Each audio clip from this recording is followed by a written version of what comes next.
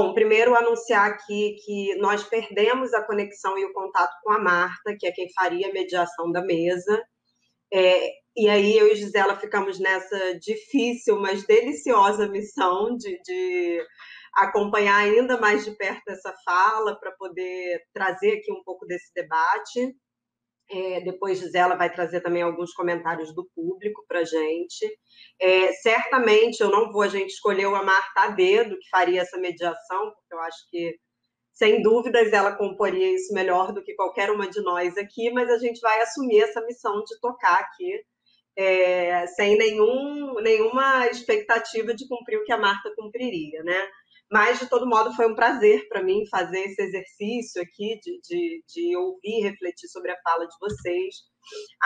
Começar dizendo que eu acho que fomos imensamente felizes, a gente pensou muito sobre como compor essa mesa e que diferentes falas a gente poderia trazer, e eu acho que não poderia ser mais diverso e, ao mesmo tempo, no sentido de serem pontos de partida diferentes, e, ao mesmo tempo, a gente conseguir ainda, com esse fechamento da Adriana, trazer que pudesse ser tão redondo, assim, né? Pudesse trazer tanto ânimo para começar o trabalho do seminário.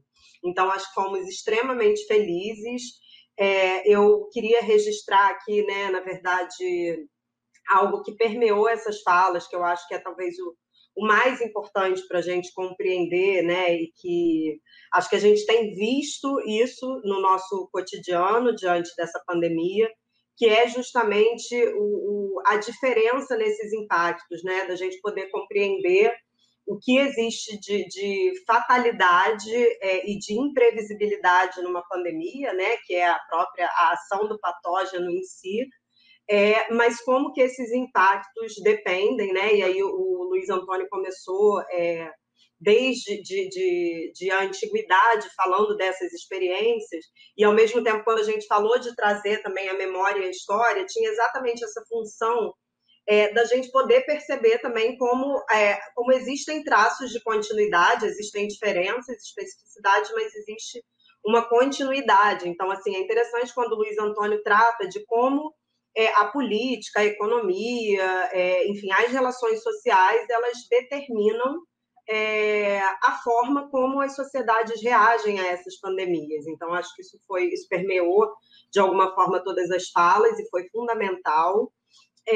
Queria destacar aqui, né, um olhar também pensando um pouco na esperança com que a Adriana finaliza, mas uma fala muito importante que apareceu na fala do Luiz, em relação à própria esperança da própria ciência e da reação, né? E aí ele fala, né, do surgimento do Departamento Nacional de Saúde Pública durante a epidemia da gripe, e esse foi um fator importante da nossa pandemia hoje, que é o próprio papel do SUS, né, que vem sendo tão atacado e que mais do que nunca se mostrou fundamental durante esse processo da pandemia em 2020, né? Então, ele fala, né, sobre essa esperança de que essa pandemia também possa refletir novos olhares, enfim, apesar do contexto ser tão adverso, que a gente possa ter essa expectativa de novos olhares sobre a ciência e, no caso específico aqui do Brasil, da própria articulação do SUS para essa reação à pandemia, apesar de todos os ataques, de todas as contradições que a gente tem assistido. Por fim, a fala do Luciano acabou indo bastante na direção do Luiz Antônio, acho que nesse sentido também foi super interessante como é que essas coisas se articularam, e essa ideia também de que a pandemia não afeta todos da mesma forma. A presença da necropolítica aqui, né, como o Luciano fala, inclusive de uma certa atualização do que o Luiz Antônio falou também, né, do Foucault, sob um novo olhar agora, de como isso se aprofunda cada vez mais, né, e a própria ideia do deixar morrer em relação ao fazer morrer em tempos de fascismo assombroso, né, sobre nós. Queria destacar aqui, que o Luciano destacou também, a questão da educação, que é isso, essas diferenças se dão não só no atendimento da saúde em si, mas há uma precarização do acesso a todo e qualquer serviço, a toda e qualquer política pública nesses contextos. E para fazer, né, esse encerramento, chegando então na fala da Adriana, assim, a gente colocou por último, justamente porque a gente sabia que viria essa fala da esperança, né? E aí eu não tenho nem o que complementar, porque foi belíssimo, mas queria justamente pegar esse gancho sobre essas diferentes temporalidades que a Adriana fala, né? E de uma visão da esperança que não trata só do futuro, da perspectiva futura que a esperança em si já traz, mas da esperança como o locus da esperança no presente, né? Como mobilizador, catalisador de uma reação, né, do presente ao contexto. E aí acho que assim foi belíssimo isso, a gente nem contava que isso fosse acontecer, no sentido de como isso corrobora a importância do seminário Memórias da Loucura, que também foi algo que foi presente na fala do Luciano, né, que começou a fala falando sobre a memória. E aí, assim, você agradecer também, porque, de certa forma, vocês corroboram isso. E essa ideia de que cada vez mais, a Adriana falou, né, sobre ancestralidade, sobre o papel que essa esperança remetendo para a ancestralidade tem, e que esse acho que também é um esforço nosso, esse também é um esforço do Instituto Municipal Nise da Silveira hoje, justamente fazer talvez essa condução e essa navegação entre diferentes tempos, né? E aí a palavra esperança é, acho que é o ideal para a gente poder encerrar essa mesa e também dar prosseguimento ao restante do seminário. Vou passar então a palavra para a Gisela, que tem também comentários para trazer do público, e agradeço mais uma vez a vocês. Bom, gente, primeiramente quero agradecer, assim, acho que quando a gente montou a ideia, né, a linha temática dessa mesa, a gente não tinha como avaliar de antemão a contribuição, o tamanho da contribuição que isso traria, né? Então, me parece que esse fio que conduziu a mesa foi muito importante e ele passa de um fio a uma certa seta aí para o horizonte, que foi dessa contextualização histórica e social que faz um retorno ao passado sobre o lugar das grandes epidemias aí para a humanidade, ao que o Luciano aponta sobre não só os efeitos na vida biológica em si, mas em termos de subjetividade, a associação de uma pandemia com retrocessos políticos caros à saúde pública e à saúde mental, e termina e fecha com a Adriana falando sobre a esperança de um jeito não romantizado, que eu acho fundamental, né, no contexto que a gente está vivendo, mas de um jeito que ela seja uma luz acesa. E aí, não por acaso, me lembrei também do Emicida, que eu achei belíssimo que tenha permeado essa mesa da manhã. Você veja uma contribuição que a gente não esperava, né? Uma surpresa muito bem-vinda, a pertinência dele nos tempos atuais, que foi assim, me lembrei que durante esse tempo de pandemia ficou cada vez mais difícil responder a pergunta, como você está? E começou a ter uma certa brincadeira entre eu e algumas pessoas próximas de que a resposta é sempre 1000 coisas na cabeça, como diz e canta o Emicida. E 1000 coisas na cabeça, ele começa cantando que é preciso residir num sonho. E eu acho que isso tem tudo a ver com esse fechamento belíssimo da mesa, com esse fio que conduziu a mesa, que faz esse contorno e aponta uma seta no horizonte de que a esperança, longe de ser romantizada, ela precisa ser uma ação. Né? Então, eu agradeço, assim, tivemos muitos comentários, vou trazer alguns, porque tivemos um debate também nos comentários, e eu vou colocar para a mesa, para vocês possam dar uma palavra sobre isso. Lá no início, o Luiz Antônio Mundes, diga. Posso só te interromper aqui? Eu tinha uma coisa que eu ia falar e acabei esquecendo, e aí você voltou agora no Emicida, eu queria retomar aqui, só para dizer que um dos registros que acho que ficaram, né, de esperança, que é como hoje, não só nessa mesa, isso apareceu de uma forma muito clara, até porque o documentário foi lançado essa semana na Netflix e está bombando nas redes, mas, assim, como hoje todos os debates têm circulado e tem se travado sem que a gente possa prescindir de novos atores e de uma nova intelectualidade. Então, acho que isso também é um aspecto dessa esperança, né? Que a gente tem visto uma renovação e uma mudança E isso ficou muito claro aqui hoje, né? Como é que foi impossível tratar e tocar esse debate sem que ele fosse permeado por essa nova literatura, novos atores e uma nova intelectualidade que tem crescido, né, no nosso meio, né? Só para destacar isso. E você sabe, Dani, eu fiquei pensando também assim que a gente se viu num certo embaraço planejando esse seminário, de como registrar a alegria que é sustentar esse espaço e como registrar isso no meio de uma pandemia, como se isso fosse um paradoxo. E aí a conclusão que a gente chegou é que não é. Sustentar esses espaços de troca e de construção coletiva e de arejamento e de esperança, né? Esperança ativa, esperança consciente, esperança situada no que são os efeitos de uma pandemia, efeitos desiguais, efeitos que passam pelas iniquidades sociais, que obviamente tocam na saúde da doença, e tudo isso é fundamental. Então, foi muito bom a gente sustentar, passamos por esse embaraço, por esse paradoxo, e essa mesa só me confirma que, de fato, foi fundamental isso que a gente teceu aqui. Eu queria trazer, então, para vocês alguns comentários, foram muitos, então já me desculpo com o público se a gente não conseguir trazer todos, mas, no geral, o que apareceu foi esse lugar dos determinantes, das desigualdades sociais, como são determinantes para os processos de saúde e doença. Muita gente perguntando, Luiz Antônio, como e por que esses determinantes se sustentam na nossa sociedade atual, qual é o papel da população nessas políticas de cuidado durante uma pandemia, como lidamos com esses determinantes, por algumas perguntas, alguns comentários também, aí eu acho que vocês podem comentar, o Luciano falou muito disso também, pessoas questionando se é necessário trazer um caráter político para essa conversa, e outras dizendo como não trazer a política se a gente fala de saúde mental, que há uma indissociabilidade nisso, né? Como não fazer essa indissociabilidade. Outras pessoas questionando se o fato de todas as pessoas se verem diante de uma pandemia não coloca que a pandemia teria os mesmos efeitos para todos. Acho que seria muito legal se o Luiz Antônio pudesse comentar isso. Muitas pessoas agradecendo, parabenizando.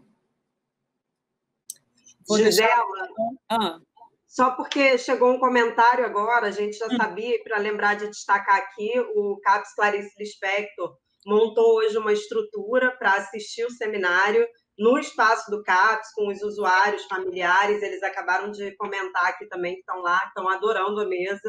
Então, nesse momento, juntos no serviço, né, participando do seminário. Menção honrosa ao CAPES, que viabilizou esse amplo acesso ao seminário para todo mundo, gente. Parabéns.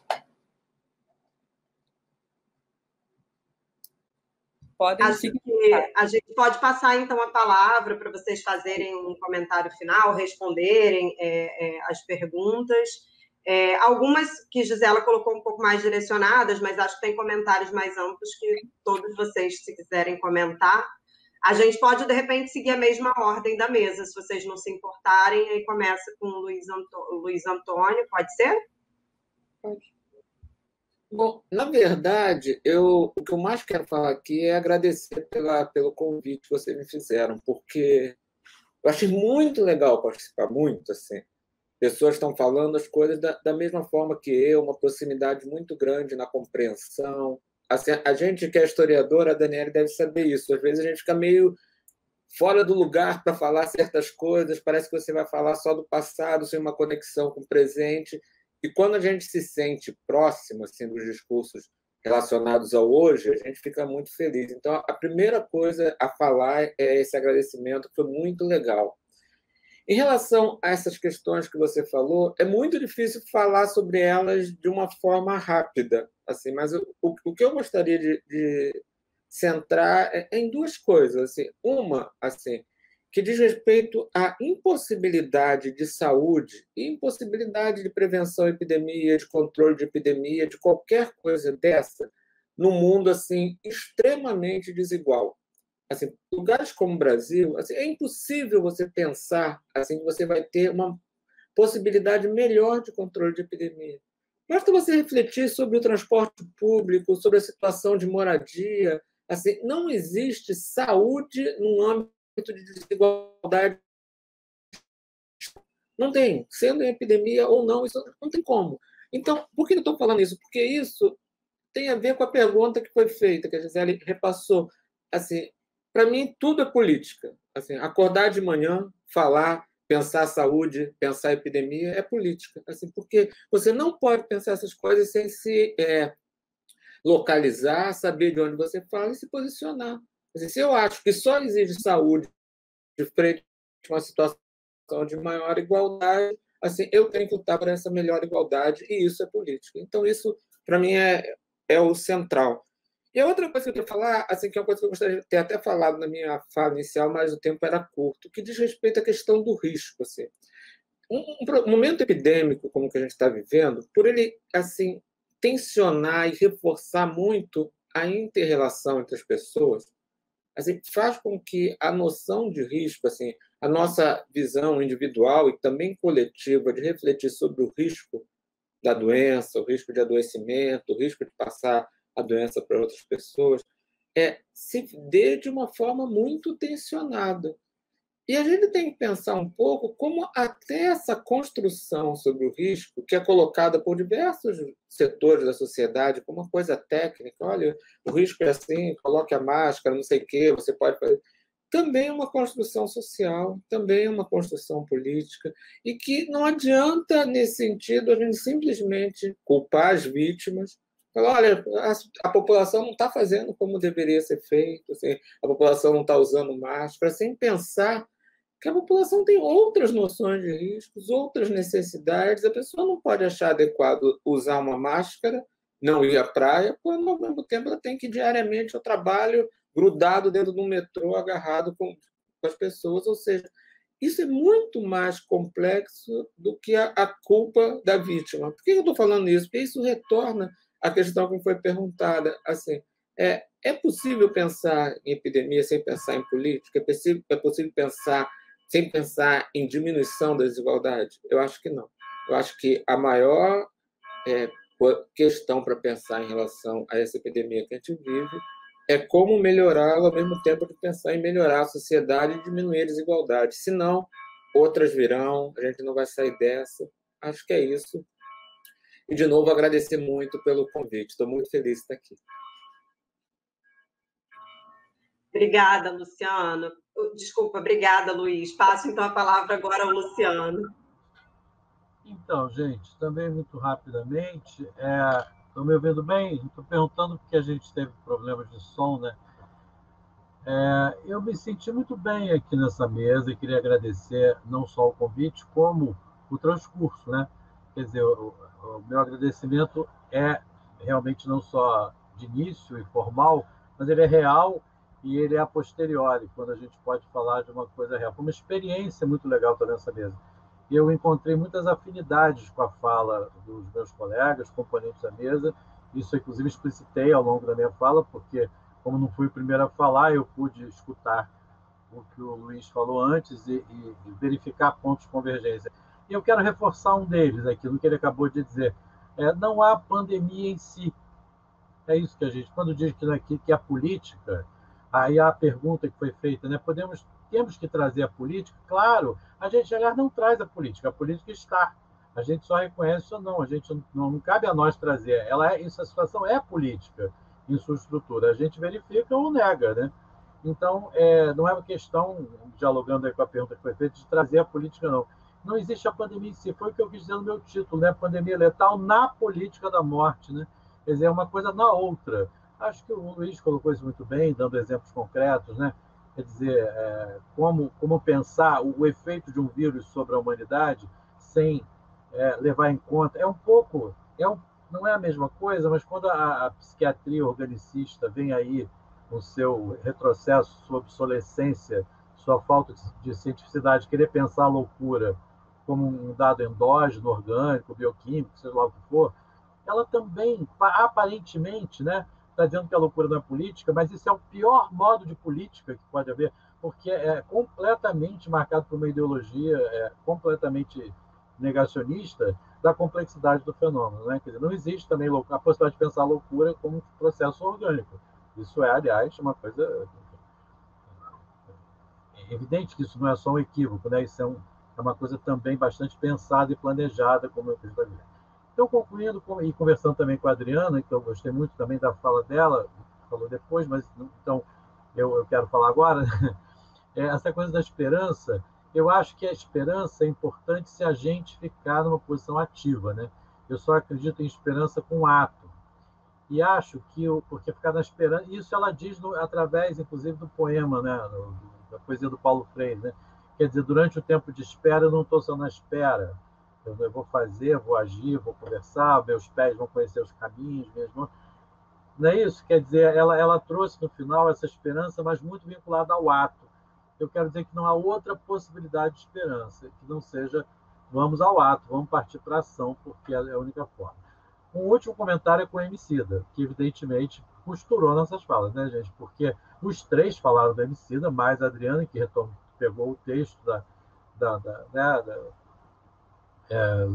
o texto que ele faz em parceria com o Belchior, né, a atualização do Belchior, maravilhoso. Então, o Emicida, eu acho que ele simboliza isso mesmo que a Daniele falou, né?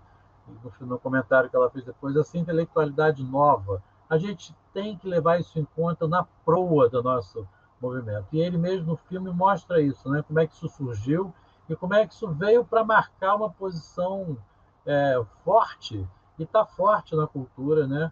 Que vem da periferia, vem do norte de São Paulo, né? Da região norte de São Paulo. Ele mostra que é ali que surgiu, e é isso mesmo. Quer dizer, se a gente não levar isso em conta, a gente perde o bonde da história. O bonde está aí com ele, vamos entrar no bonde. É isso, gente. Valeu muito e um prazer enorme estar aqui com vocês. Obrigadão. Obrigada, Luciano. Vou agradecer. Antes de passar a palavra para a Adriana, vou dizer, na verdade, que o mediador da mesa foi o Emicida, né? No fim das contas. Uma mediação prévia, né? Acho que Marta não veio porque a mediação já estava feita, né? Obrigada, Adriana. Segue, por favor. Obrigada por todos os comentários, foi muito bacana ouvir vocês. E eu queria, nessa minha comentário final, falar primeiro sobre a questão da pandemia. Rapidamente, eu acho que o que está acontecendo na pandemia seria previsível se a gente olhasse para o que é a construção desse país, né? Eu acho que a gente fechar os olhos tanto tempo por uma brutal desigualdade social, para o racismo, né, estrutural e para tantas outras questões, né? Eu acho que elas agora são jogadas na frente, nos nossos rostos, né, nas nossas caras com a pandemia, né? E é isso, eu concordo com o Luiz, não é um comportamento individualizado, usa ou não usa máscara, né? Acho que a gente, se tem alguma coisa que nos iguala nessa pandemia, é a indiferença diante da morte. Eu acho que isso é uma coisa para a gente pensar, né, e ainda refletir por muitos anos. A esperança, né, ela está muito relacionada a essa temporalidade de futuro, mas resgate de um passado, né? Sobretudo o passado da tradição dos oprimidos, como diz Benjamin, mas ela é uma ação no presente, porque o futuro não está garantido, né? E aí, preparando essa fala, eu me deparei com uma entrevista da Anísia da Silveira a Luiz Carlos Lisboa, de 1987, onde ela conta o caso do Emídio, né? E aí eu queria ler rapidamente para encerrar a minha fala. Ela diz o seguinte: é um episódio curioso. Um dia, vi na oficina de encadernação um doente que não conhecia. Perguntei ao monitor, homem sem preparo, semi-analfabeto, mas extremamente sensível. Hernani, quem é esse rapaz? Onde está a autorização dele? No início, tentei ser rigorosa para me defender de críticas que me atribuíam excessivas inovações. O monitor encabulou-se e disse: ele não tem autorização, mas notei que há vários dias, quando ia buscar os doentes com autorização, ele me olhava com o canto do olho, cheio de vontade de vir, e hoje eu o trouxe. Respondi apenas: fez bem. E pensei: uma pessoa que sabe ler o canto dos olhos de um esquizofrênico é fora do comum. Mas era preciso regularizar a situação. E qual não foi minha surpresa, quando, ao falar com um colega responsável pelo doente, do Hospital Gustavo Riedel, ele me disse: não mandei esse doente porque ele já estava internado há 23 anos e só o que faz é levar roupa para a lavanderia. Insisti para que autorizasse sua volta ao ateliê e ele concordou. O doente se empolgou com a encadernação, assistido pelo monitor Hernani, que substituiu o fundador do ateliê de pintura do hospital, Almir Mavinier, que hoje é professor de arte numa escola de Hamburgo. Nessas férias, Hernani levou o doente que trouxera, Emídio, para o ateliê de pintura, onde começou a atividade. Quando vi sua primeira tela, perturbei-me. Você já pintou alguma vez antes? Ele disse que não. E quando perguntei qual era a sua atividade anterior, me espantei ainda mais. O mecânico torneiro da Marinha de Guerra do Brasil. Quando Almir chegou de férias, também ficou entusiasmado com o Emídio, que até mesmo os críticos de arte mais famosos do Rio apontaram como um grande pintor. Isso ocorreu no final dos anos de 1940 e foi um golpe para a psiquiatria tradicional. Eu acho esse relato perfeito para a gente entender essa temporalidade da esperança. Quer dizer, o passado do Emídio importava na medida em que era a história de sua vida, e não como a construção de um doente incurável, né? E quanto essa mulher apostou nesse homem, né? Apostou no seu desejo, a partir da sua escuta. Então, acho que esse trecho resume. E para finalizar, né, como vocês estavam falando, será que a gente expõe nossa alegria de fazer esse seminário no meio de uma pandemia? Ainda com a Nise, né, na Cartas da Spinoza, ela fala: quem estudar a ética com o mínimo de atenção verá logo o quanto você valoriza a alegria e desdenha os sentimentos de tristeza. A alegria, você afirma, é a passagem do homem de uma perfeição menor a uma perfeição maior. E, inversamente, a tristeza é a passagem de uma maior a uma menor perfeição. A alegria aumenta o poder de agir, enquanto a tristeza o diminui. Então é isso. Obrigada. O seminário vai ser lindo, tenho certeza, e muito alegre. Se eu puder falar alguma coisa rapidamente... Pode, Luiz, ia perguntar agora se alguém quiser fazer mais algum comentário. Fica à vontade. Essa questão da alegria, que foi mencionada agora, a Gisela tinha falado isso, né, do embaraço de estar alegre no momento desses, né? E eu tinha pensado e me escapou na hora assim, de falar. Eu acho ao contrário, eu acho política essa alegria, sabe? Porque se a gente ficar deprimido, né, se a gente ficar adoecido, a gente está dando, ao contrário, o espaço maior às forças que nos opõem, que nos massacram, né? Eu acho que a alegria é uma política, tem que ficar alegre mesmo, tem que não adoecer de modo algum e responder com alegria em atos como esse. Então, eu queria dizer do valor da alegria e também lembrar outra frase do Emicida, porque ele diz o tempo todo, né, no Amarelo, né, que assim, eu não me lembro a frase exata, talvez vocês lembrem, mas que a única coisa que pode salvar nós é nós mesmos. Quer dizer, ele fala isso como um mote também ali. Eu queria, então, tudo que nós tem é nós. Tudo que nós tem é nós, e tem algo de salvar também, que eu não lembro agora. E era justamente isso, tudo que nós tem é nós, e só, né, só nós pode salvar. Então é isso, gente. Vamos nós, com alegria, nos salvar. Né? Isso aí. Gente, foi muito bom. Mais uma vez agradecemos. Alguém quer fazer mais algum comentário? A gente ainda tem um tempinho. Se alguém quiser reforçar, trazer algum comentário, fiquem à vontade. Podemos, então, encaminhar? Mais uma vez, então, em nome do Instituto, agradecemos vocês pela participação. A mesa, né, foi não só importante, mas belíssima, e é isso, inspiradora, foi um bom início de seminário. Gi, falar alguma coisa? Eu quero agradecer mais uma vez, fiquei super emocionada, encerro com aquilo que falei no começo, assim, a gente, quando pensa numa mesa, obviamente pensa com muita esperança e com muita animação, mas a gente não tem como prever de antemão aonde isso vai dar. Isso deu num lugar de muita alegria. Então, eu encerro com alegria. Obrigada, Luciano, Adriana, Luiz, inclusive por ajudarem a gente aí com esse embaraço que nos tomou e que ficamos nessa, né, do que é isso. Perdemos 2 funcionários importantes durante essa pandemia, então abrimos o seminário homenageando, né, e fazendo uma menção honrosa a eles. Então, tudo isso compôs o nosso cenário e o pano de fundo de construção desses 2 dias de trabalho, e é com isso que nós vamos. Então, obrigada, agradeço em nome da direção, agradeço em nome da instituição. O público participou enormemente durante a fala de vocês, convido-os também que, sendo possível, depois deem uma passada pelos comentários, foram muitos e muitos e muitos, a gente está com uma audiência de quase 200 pessoas, então foi uma mesa muito importante, muito legal. Muito obrigada, acho que é isso.